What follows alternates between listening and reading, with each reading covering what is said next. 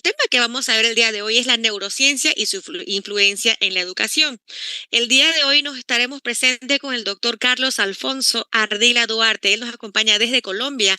Él es biólogo de la Universidad del Atlántico de Colombia, tiene un máster en neuropsicología de la Universidad Simón Bolívar en Colombia, es doctor en psicología con énfasis en neurociencias cognitivas de la Universidad Maimonides, Argentina, es docente e investigador del programa de medicina y psicología en la Universidad Metropolitana Colombia.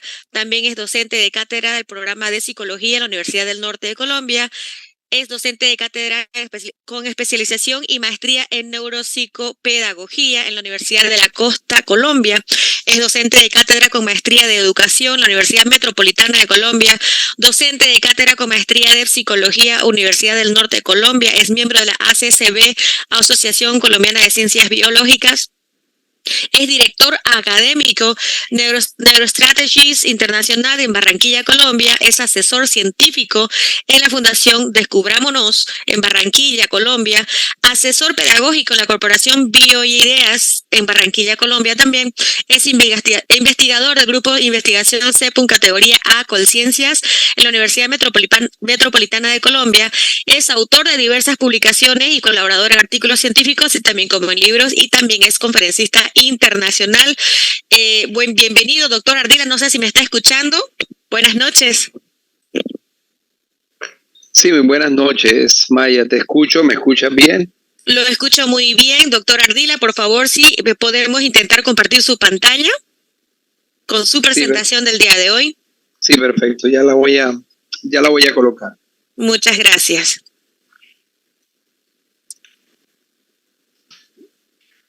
Coméntenos, por favor, desde dónde nos están visitando. Desde Honduras, dice Jester Mancía. Seguimos saludando a las personas que se están conectando con nosotros de manera rápida, están pasando sus mensajitos. Venezuela, Elsie Flores, un saludo para Venezuela. República Dominicana, Brinsley Almonte nos dice. Vamos a ver si podemos ver su pantalla, doctor. Ya la estoy ubicando. Ya saben, queridos participantes, mientras el doctor Ardila va dando la presentación del día de hoy, ustedes nos pueden hacer llegar sus preguntitas claras y precisas con respecto a lo que él está exponiendo, de manera que al final de su presentación hagamos la ronda de preguntas y respuestas.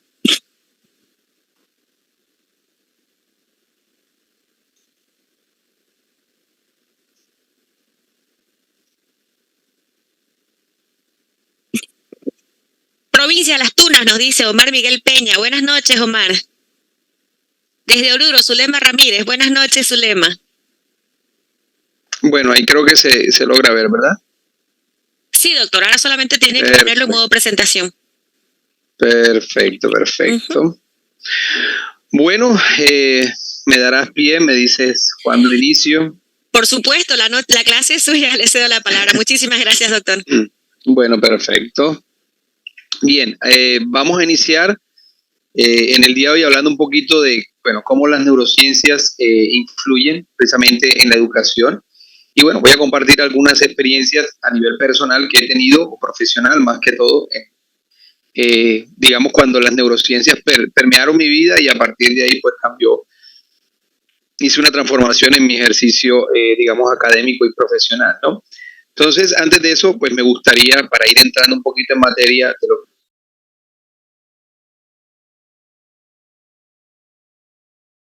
que está ahí, vamos a hacer algo un poco interactivo para que podamos todos participar, ¿no? Van a escanear el código y ahí va a aparecer, ahorita coloco en la pantalla lo que ustedes vayan colocando, ¿no? Lo más concreto posible, aquellos factores que usted crea, considere o haya identificado que afectan precisamente los procesos de aprendizaje de sus estudiantes, ¿no? Entonces vamos a dar unos minuticos, ya estoy contabilizando acá para que todos puedan hacer la actividad.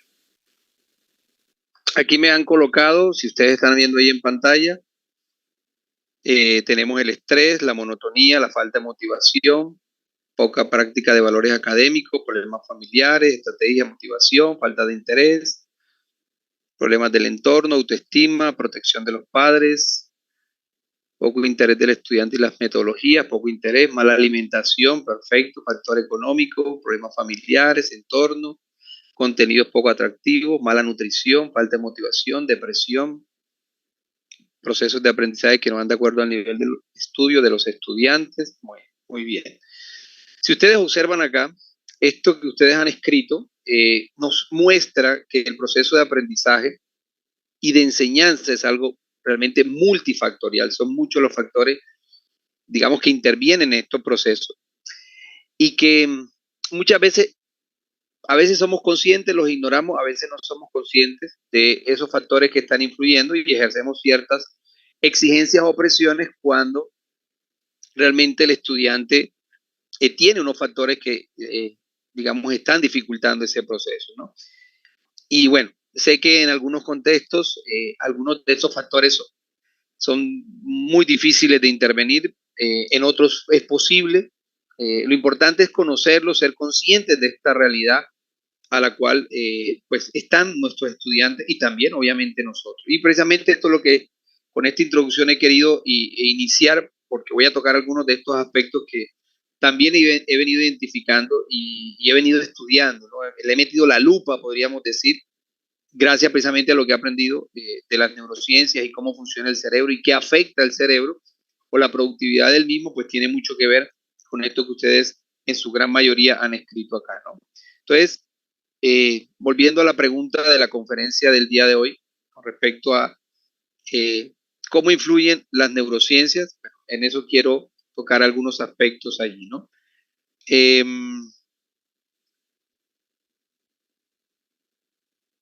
Vamos a colocar aquí nuevamente las diapositivas. ¿Listo? Me confirman un momento. Sí, doctor, se ve su diapositiva. Perfecto, muy bien.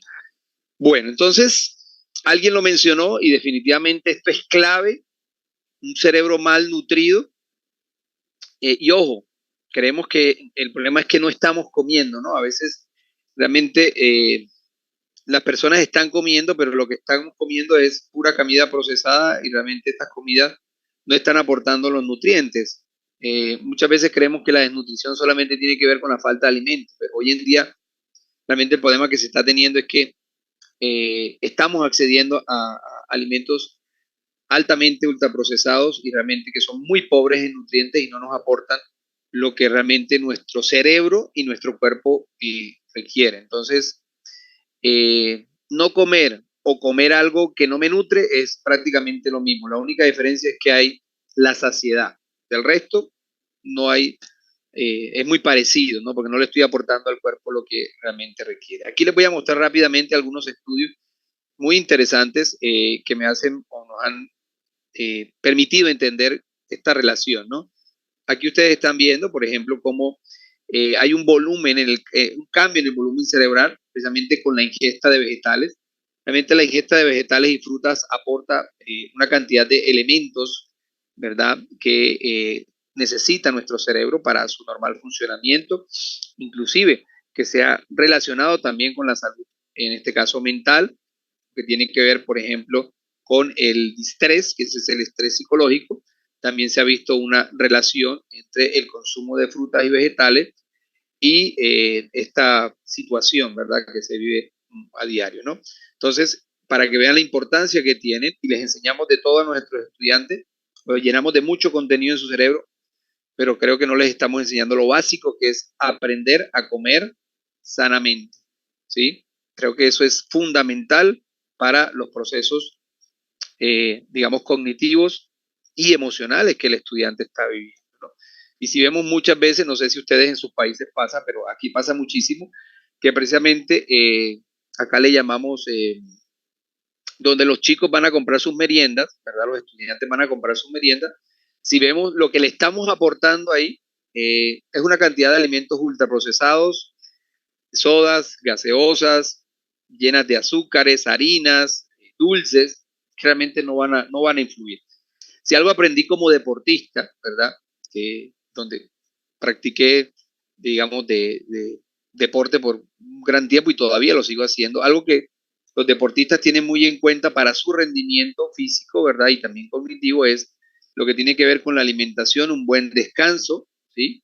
Eso es muy, muy fundamental para ellos. Entonces, si nosotros vamos a someter a nuestros chicos a una exigencia, que es el proceso de aprendizaje, que es exigente, por simple que lo veamos, pues tenemos que tener muy en cuenta la nutrición. ¿Ven? Entonces, ahí creo que las neurociencias nos regalan un punto interesante para tenerlo en cuenta. Bien. Otro punto importante es el ejercicio, el movimiento. ¿Ven?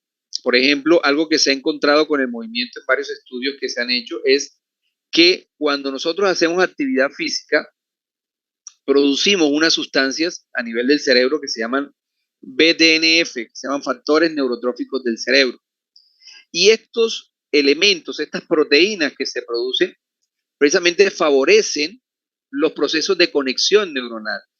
Y un cerebro entre mejor conectado esté, ¿verdad? Entre mejor sus neuronas se conecten, obviamente es un cerebro que trabaja mucho mejor, que atiende, es un proceso que es un cerebro que memoriza, que resuelve problemas, ¿verdad?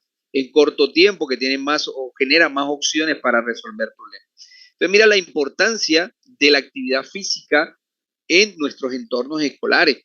Y muchas veces también es algo que no se tiene a prioridad, no se le da la importancia, ¿sí? que realmente tiene la actividad física para los procesos de aprendizaje, ¿no? Entonces, si se tienen en cuenta estos elementos tan básicos como la alimentación, podríamos mejorar lo que le estamos ofreciendo a los chicos a la hora de la merienda, ¿sí? Y también favoreciéndole espacios en el currículo para que tengamos más recreo y ellos puedan hacer más actividad física o ampliar las horas que ellos tienen de educación física. Bueno, acá le llamamos educación física. ¿Por qué? Porque un estudiante que produzca BDNF va a ser un estudiante que me va a rendir, me va a funcionar de una forma completamente diferente, ¿no? Entonces, mira, volvemos a colocar cosas tan importantes y elementales que la neurociencia nos está regalando. Otro punto importante es la socialización, ¿sí? Y en esto quiero hacer un énfasis precisamente con respecto a los problemas que estamos teniendo y que se tiene muy en cuenta con respecto al rechazo social, porque se ha visto que el rechazo social realmente activa las mismas áreas del cerebro que se activan cuando usted tiene un dolor físico. Ve usted, entonces el dolor, el rechazo que un estudiante siente por sus compañeros o por su docente va a generar dolor en él, igual que si tuviera un dolor físico. Y eso, pues obviamente, no favorece los procesos de aprendizaje porque eleva los niveles de distrés y el cortisol cuando se produce en exceso hace lo contrario a los factores neurotróficos, ¿no? Si los factores nos ayudan a conectar, el cortisol en exceso nos desconecta a las neuronas. ¿Ven? Entonces, por eso la importancia del bullying hoy en día, que realmente pues las intervenciones muchas veces surgen ideas, pero no basadas en las neurociencias, no basadas en las investigaciones, ¿verdad? Muchas veces se regaña, se castiga sin entender este fenómeno de lo que está ocurriendo en nuestro cerebro. El ciclo menstrual, que no lo colocaron ahí, ¿verdad? Pero el ciclo menstrual es algo bien interesante que yo he venido monitoreando como docente en mis estudiantes y sobre todo mujeres. Y la verdad que la cantidad de información que hemos encontrado sobre este fenómeno biológico al cual no se les presta mucha atención, sí, se habla del ciclo menstrual, etcétera, pero no se ha entendido que el ciclo menstrual genera cambios a nivel de nuestro cerebro. Entonces, las chicas cuando están en su ciclo menstrual, su cerebro no está funcionando al 100. ¿Ven? Van a tener, digamos, una disminución en sus capacidades cognitivas que todavía no se ha definido, digamos, con precisión cuáles son esas áreas, porque algunos hablan de que hay, digamos, alteraciones transitorias producto del ciclo a nivel de la velocidad de procesamiento, de los procesos de evocación, de la memoria, pero lo que sí es cierto es que el cerebro prácticamente pues está en un proceso transitorio producto de todo el proceso neuroendocrino y esto hace que de pronto las chicas en esos periodos, en esos ciclos menstruales, su desempeño, si hacemos alguna actividad, por lo menos yo lo he tenido con estudiantes que conozco cómo funcionan y cuando están en su ciclo menstrual y tienen alguna exposición, sus procesos de evocación realmente no funcionan. Obviamente no en todas se afecta lo mismo, ¿no? Para que ustedes vean la variabilidad y lo que decíamos al comienzo, también lo multifactorial de cada uno de los elementos y factores que estamos revisando acá, ¿no? Pero el ciclo menstrual definitivamente es una realidad. Grupos de investigación han venido trabajando en cómo esto afecta al desempeño cognitivo y hay otros estudios que hablan del desempeño físico también, ¿no? Bien, ¿y cómo más influyen las neurociencias? Bueno, ya voy a compartirles un poco mi experiencia, ¿verdad? En cómo las neurociencias han tenido un impacto en mi ejercicio profesional y bueno, poco a poco, en la medida que he ido aprendiendo, he ido haciendo ajustes a mi trabajo. Bueno, una de las cosas que definitivamente me he dedicado en todo este tiempo a hacer es ver el impacto de las estrategias que yo estoy utilizando con mis estudiantes y poderlas medir. Realmente uno llega un día con una idea, ya sea que se le ocurrió a uno o que el director o que el rector dijo yo quiero que el docente me haga esto y se aplica, pero realmente no se mide cuál es el impacto que tiene en el desarrollo de competencias o inclusive en el desarrollo de procesos cognitivos tan fundamentales como las funciones ejecutivas, como la cognición social. Entonces, algo que me he dedicado precisamente y creo que las neurociencias nos llevan por ese camino es a aplicar la investigación, a medir lo que yo estoy haciendo, qué impacto tiene. Hay muchas cosas que uno no logra observar. Si definitivamente las estadísticas y los números nos permiten ver muchas cosas que se nos escapan a los humanos y que están ocurriendo enfrente mío.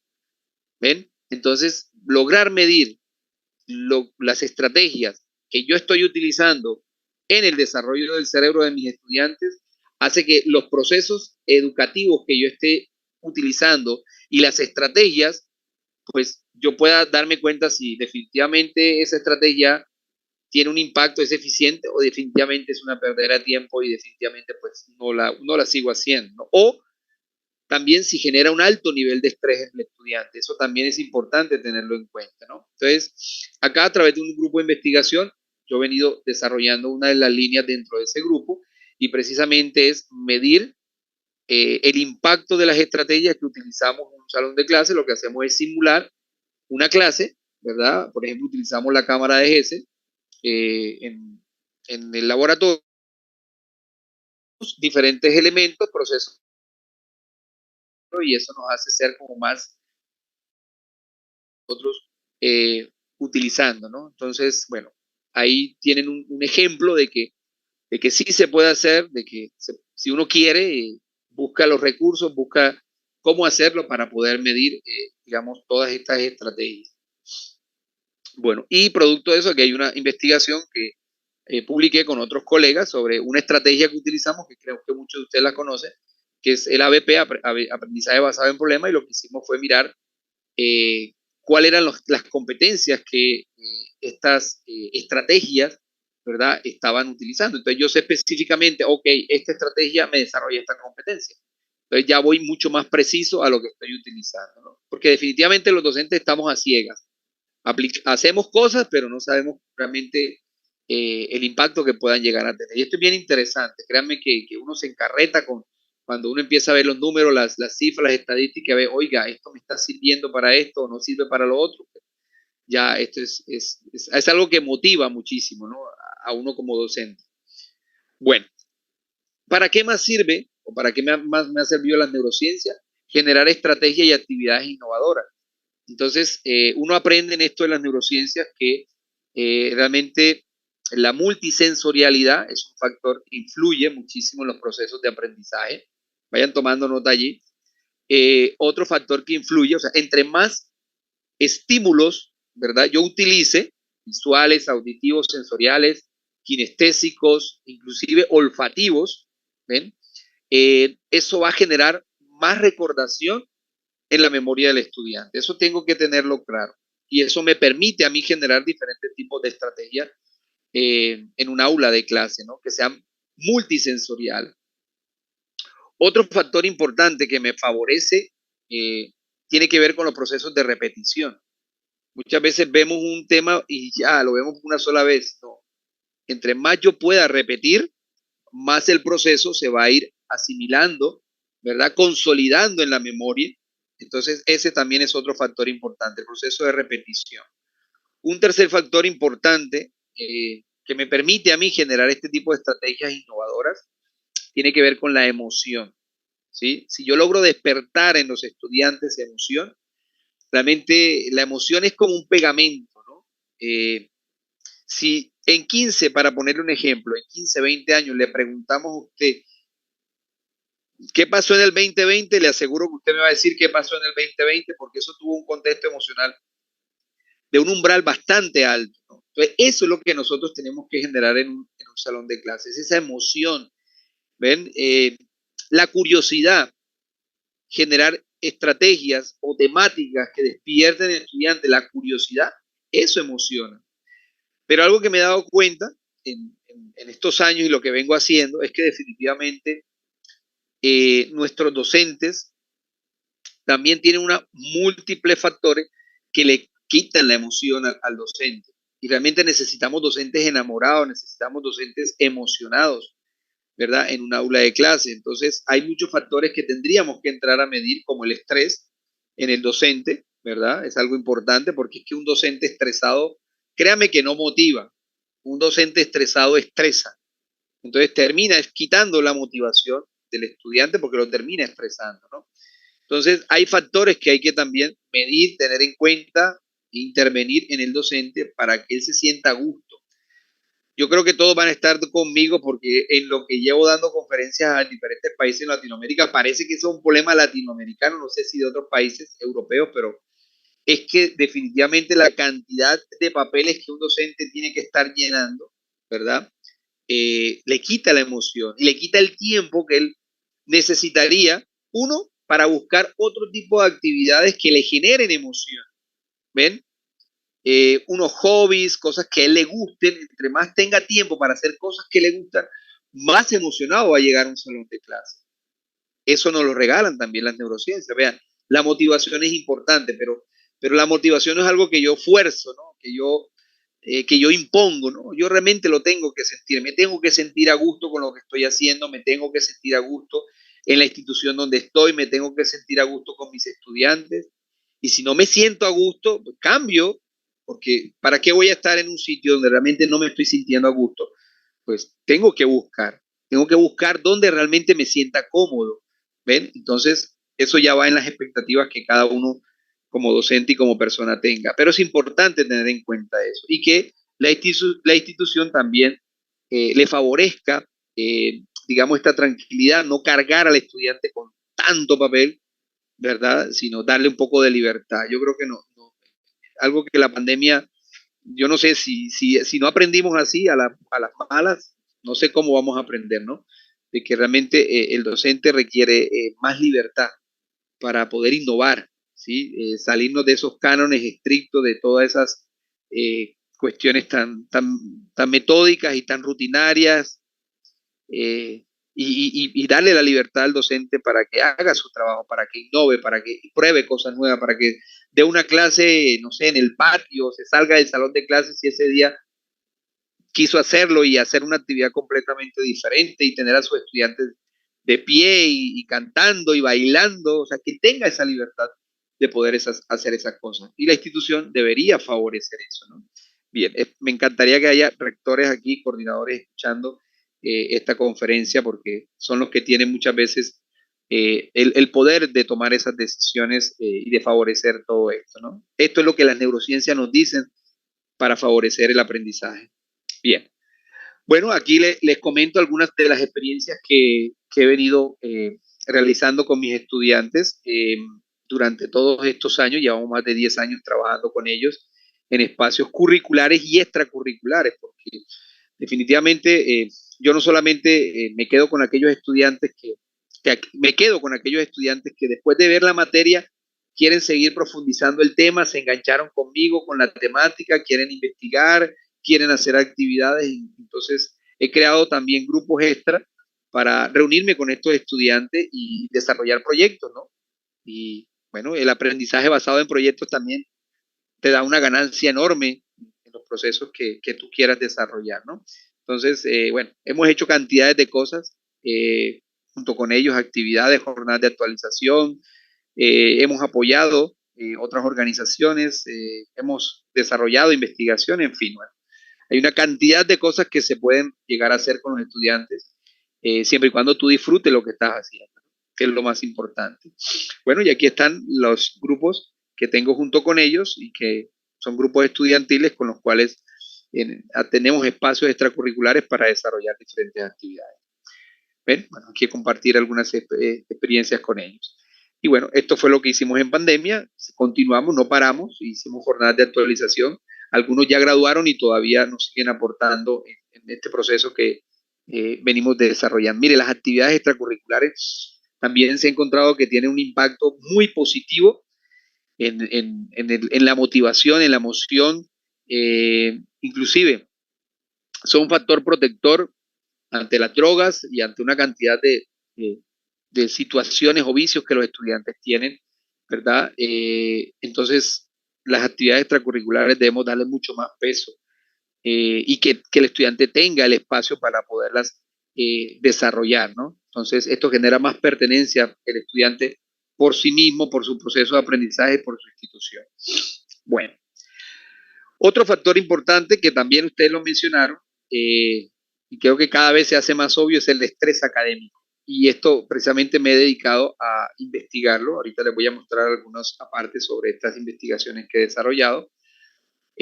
Bueno, aquí les comparto algunas entrevistas que he dado sobre este tema, porque llevo varios años investigando y trabajando. Fue mi tesis doctoral.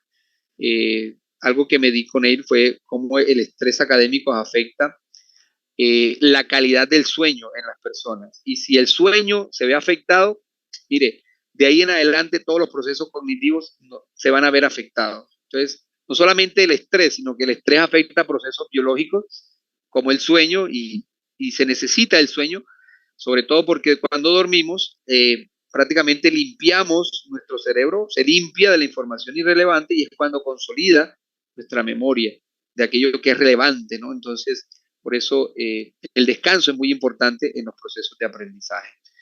Y bueno, les voy a mostrar rápidamente algunas investigaciones preliminares porque todavía no se han publicado, están en fase de publicación en estos momentos, pero les quiero compartir, bueno, estos resultados preliminares que he tenido con respecto a mi tesis doctoral y algunos otros trabajos o mediciones que vengo haciendo. Miren, aquí están ustedes viendo, esto lo hice obviamente pues, con estudiantes universitarios, que es con los cuales trabajo, pero créanme que si lo hacemos a nivel de secundaria, no es mucha la diferencia.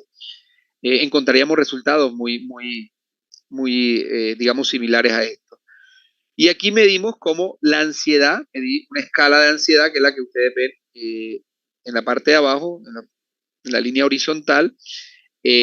Aquellos que tenían una ansiedad o puntuaron, según la escala de Hamilton, que fue la que utilicé, en una ansiedad grave, tuvieron peor calidad de sueño, según el índice de Pittsburgh, que fue otro instrumento que utilicé que mide la calidad del sueño. ¿Qué quiere decir? Que a mayor ansiedad, peor calidad de sueño. Y es un buen indicador de estrés en los estudiantes, ¿sí? Cuando un estudiante está teniendo problemas de sueño, no está durmiendo, eso obviamente no solamente afecta el proceso cognitivo, sino también su desempeño, porque vas a ver un estudiante somnoliento, ¿cierto? Vas a ver un estudiante irritado, ¿ven? Agresivo, puede llegar inclusive si esto se prolonga por meses, ¿no? Entonces, mira lo importante que es el descanso, digamos, para no solamente los procesos cognitivos, sino también para los procesos del estrés. También es un ansiolítico natural, vea usted, ¿ven? Entonces, digamos que es indirectamente proporcional, ¿no? Si no tenemos buena calidad de sueño, vamos a tener más estrés. O si tenemos más estrés, tenemos peor calidad de sueño, ¿no? Bien. Esta es otra medición que utilicé y que es súper interesante porque me permitió ver que yo tenía a mis estudiantes enfrente y era inconsciente de esta realidad que ellos estaban viviendo. Y es, a mayor ansiedad, tenían una capacidad cognitiva que nosotros tenemos a nivel de la cognición social que se llama la teoría de la mente. Mi cerebro no solamente me hace una representación de la realidad, sino que también me hace una representación del otro. ¿Ven? Y curiosamente, en esta utilizamos una prueba que se llama el MAS. Es una prueba bastante ecológica, es un video donde se muestran unos personajes y la persona tiene que ver qué es lo que está ocurriendo y cómo infiere, cómo interpreta las reacciones, las emociones de las otras personas. ¿Ven? Y algo que encontramos es que los estudiantes que tenían niveles de ansiedad más altos, o sea, niveles de ansiedad grave, según la escala de Hamilton, tuvieron no tuvieron inferencia. Normalmente nuestro cerebro infiere, ¿no? Cuando tú ves una emoción, ¿verdad? Una cara de tristeza, o tú puedes inferir, ok, está triste. Eso te lo da ese proceso en tu cerebro de la teoría de la mente. Pero cuando tienes alta ansiedad, exceso de cortisol, ¿verdad? Ese proceso neuroendocrino bloquea de alguna forma o desconecta esos microredes o microcircuitos que tenemos a nivel de la cognición social. ¿Y qué pasa? Que los estudiantes que tuvieron niveles de ansiedad más altos no infirieron. Es decir, podían estar viendo una cara de tristeza y no infieren que hay tristeza. Y ustedes me dirán, bueno, ¿y qué implicaciones tiene esta? ¿Qué implicaciones ecológicas tiene esto? O sea, ¿cómo puedo ver yo en el salón de clase esto? Hombre, es muy sencillo. Que una persona que no infiere es una persona que puede lanzar un comentario hiriente, ¿cierto?, a un compañero y como no puede inferir la cara que la otra persona está teniendo de tristeza, puede seguir y repetir y hacerlo muchas veces. Entonces, ahí está la raíz del bullying. ¿Por qué los estudiantes no pueden parar? Bueno, uno porque tienen problemas de inhibición, pero lo otro es porque no pueden inferir, ¿verdad? Porque hay otros mecanismos subyacentes en él que le impiden hacer inferencias. Normalmente, evolutivamente, venimos diseñados para que cuando yo haga algo y vea que estoy generando una emoción desagradable, yo me detengo. Pero ¿qué pasa? Que si mi cerebro no infiere, pues yo no puedo ver que estoy haciendo daño y puedo seguir haciéndolo, ¿ven? Entonces ahí está el problema realmente de estas situaciones del bullying en los estudiantes. Su cerebro no está funcionando de forma adecuada. Pero ¿cuál es la raíz de ese problema? Tiene que ver con el estrés, con la ansiedad, ¿ven?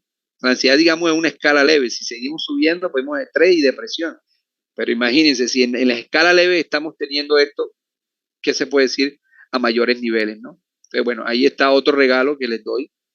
Cuando salga publicado se los envío. Ya al final les explico cómo hacerlo. Mire, y otro aspecto interesante que he medido tiene que ver con los hábitos de los estudiantes, ¿sí? Los estilos de vida, algo interesante que logré encontrar es que los estilos de vida están muy relacionados con los niveles de estrés de un estudiante.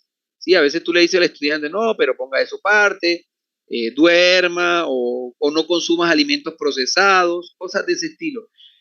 Pero hay algo muy particular. Quiero que lo observen aquí, ¿cierto? En estas escalas, y lo hice en dos universidades, ¿cierto? No coloco las universidades por respeto, ¿verdad? Porque me interesa es lo que está ocurriendo en los estudiantes. Miren ustedes acá, no sé si aquí pueda yo escribir, creo que aquí así. Déjenme ver aquí, anotar,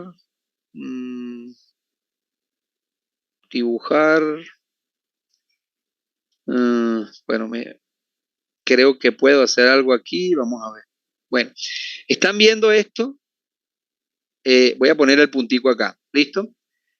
¿Listo? Están viendo acá que tiene que ver con el estrés. Miren que las prevalencias de estrés concuerdan con lo que yo leí en la literatura. Hemos estado revisando y lo que nos muestra la literatura es que las prevalencias de estrés en estudiantes universitarios están por encima de la media. Entonces, concuerdan porque por eso hice esta investigación porque quería ver bueno, listo, los estudios me regalan esto, pero ¿qué está pasando en mi contexto? ¿Es lo mismo? ¿Es diferente? No sé. Entonces encontramos que los niveles de estrés prácticamente pues están por encima de la media, al igual que en muchos otros países que también se han hecho investigaciones de ese estilo. Y hay algo particular, y se lo voy a señalar acá también. Miren ustedes que aquí hay una relación entre el nivel de estrés y los problemas de sueño. ¿Están viendo?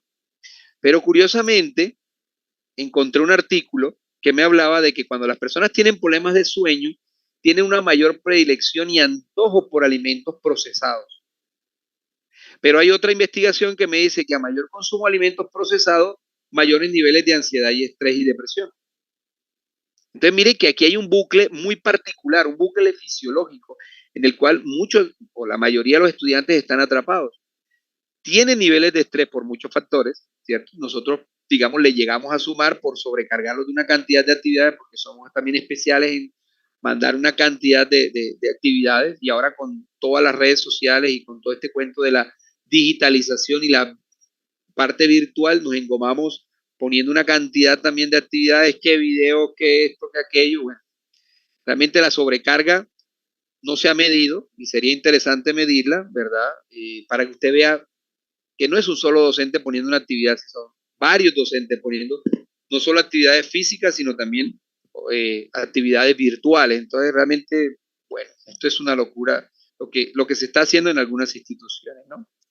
Entonces, ¿qué pasa? Que a mayores niveles de estrés vamos a tener problemas de sueño, y a mayores problemas de sueño, esto va a hacer que los estudiantes tengan mayor predilección por consumo de alimentos procesados, ricos en azúcares, grasas saturadas, grasas trans, ¿verdad?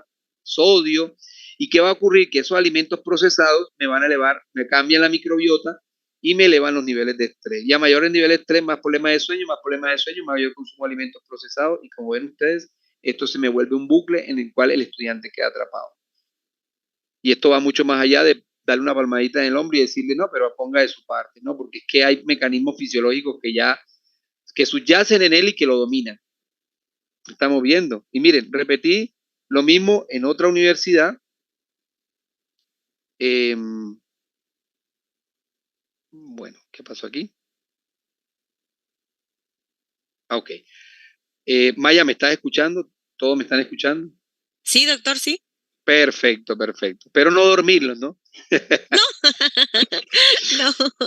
Bueno, y aquí pasa lo mismo. Mire, repetí esto en otra universidad y mire que los resultados son muy similares. Prevalencias de estrés por encima de la media, prevalencias de mala calidad de sueño por encima de la media, que eso también fue otra revisión que hicimos. Y mire que el consumo de alimentos procesados está altísimo. Y realmente los ultraprocesados son literalmente son un veneno. ¿Ven? Y son pobres en nutrientes. Entonces, un estudiante que va a tener mayor predicción por comer alimentos que son pobres en nutrientes, por más que el papá quiera alimentarlo sanamente, él va a tener un antojo, y el antojo nos domina, o sea, nos genera placer, es lo que mi cuerpo está pidiendo. Si yo tengo un antojo por eso, pues mire en qué círculo vicioso termino atrapado. Entonces, realmente los hábitos del estudiante están determinados por los niveles de estrés. ¿Ven? Entonces, no solamente afecta a los procesos cognitivos, emocionales, sino también afecta el comportamiento y los hábitos del estudiante.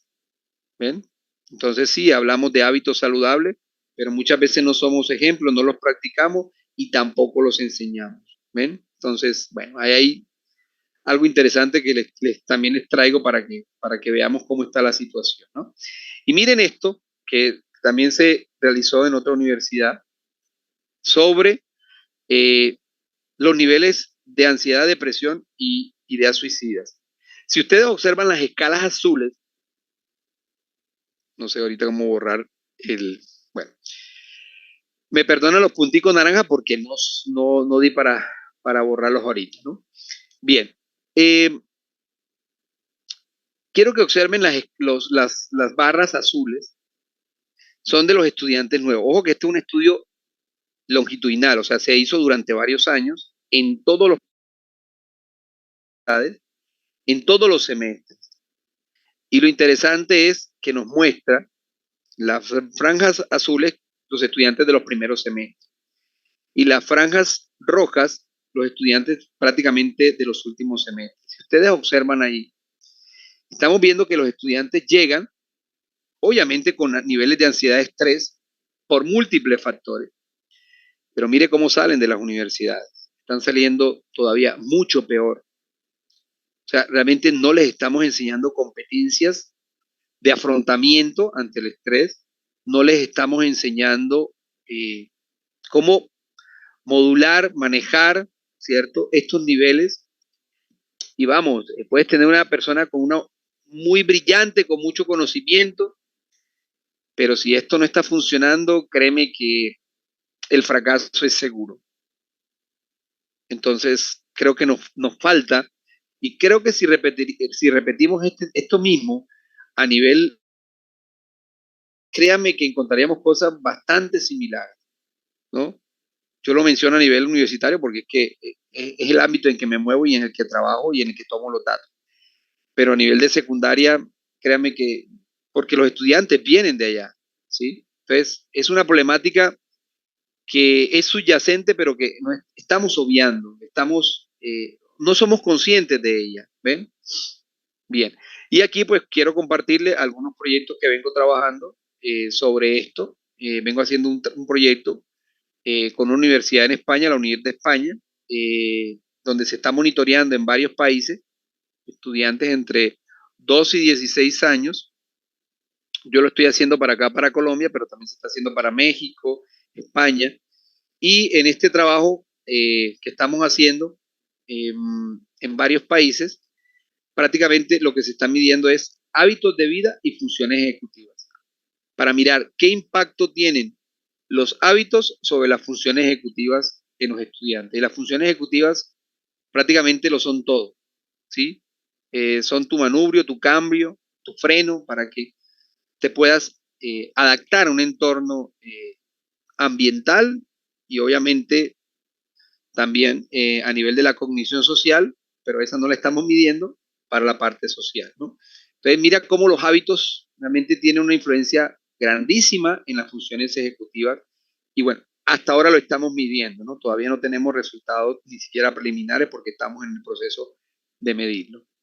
Esto también es otro proyecto, el Observatorio de Salud Mental, que se creó en una universidad, acá en la Universidad del Norte, en la ciudad de Barranquilla, precisamente para medir, ir monitoreando todos estos factores que veníamos hablando anteriormente y que es importante conocerlo porque en la medida en que mejor se conozcan, los procesos de intervención van a ser mucho más eficaces y también de diagnóstico. Entonces, este es, digamos, otro de los, digamos, estamentos a los cuales estoy aportando con mi trabajo y en esta, obviamente también trabajo en esta universidad como docente.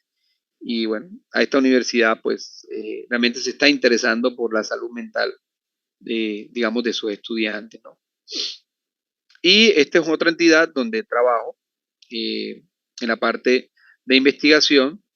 También soy miembro de ella y es una entidad, se llama la Fundación Descubrámonos, donde hemos venido también desarrollando todo un proceso, una metodología de intervención no farmacológica, porque sí, los fármacos ayudan en instancias de crisis, pero no son la solución del problema. Entonces, ahí hacemos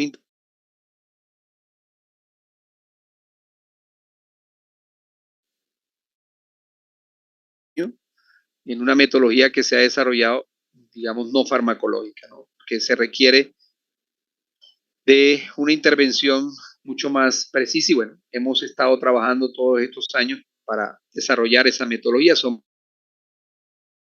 neurólogos, periodistas, abogados, administradores de empresas, bueno, diseñadores gráficos y surge de esa necesidad de que, ¿cierto? De intervención pueden favorecer mucho más la evolución, inclusive prevenir casos mucho más crónicos. Y bueno, les hablé de los estudiantes, pero los profesores no se salvan de este fenómeno, ¿sí? Aquí algunas eh, eh,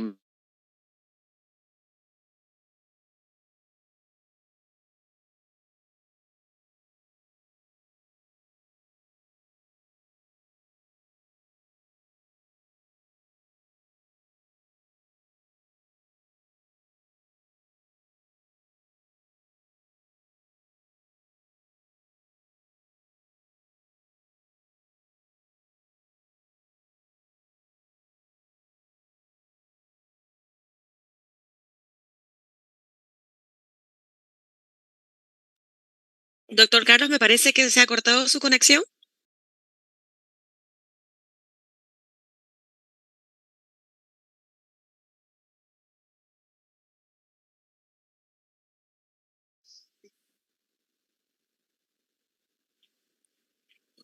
Doctor Carlos, ¿me escucha? Sí, ya, volví. Ok. Volví. ¿Me escucharon? ¿Me escuchaste hasta dónde? ¿Hasta la anterior? Se cortó como unos 10 segundos más o menos. Ok, perfecto. Bueno, les decía eso, que los docentes, pues, realmente también, aquí hice un trabajo con una tesis sobre riesgo psicosocial en docentes de universidades y encontramos cosas bien particulares, ¿no? Eh, entonces, bueno, si alguien más quiere más adelante, pues le comparto un poco sobre esa experiencia.